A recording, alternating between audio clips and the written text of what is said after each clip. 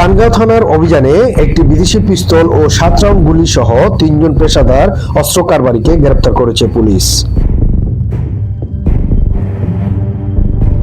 21 November দিবাগত রাত চান্দগাঁও থানা পুলিশ গোপন সূত্রে সংবাদ পায় নগরীর ট্যাগবাজার এলাকায় একটি ভবনে বিদেশি অস্ত্র সহ কয়েকজন পেশাদার অস্ত্র কারবারি অবস্থান করছে।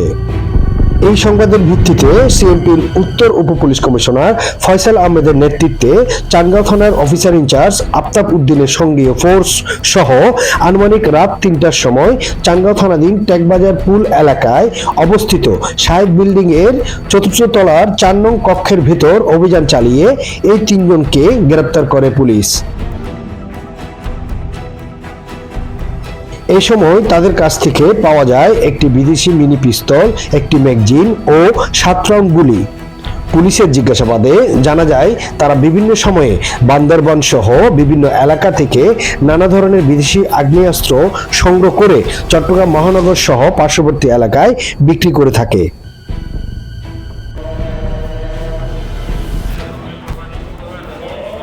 ডেস্ক নিউজ, সাফায়েত হোসেন রহিম, সরেজমিন বার্তা, চট্টগ্রাম।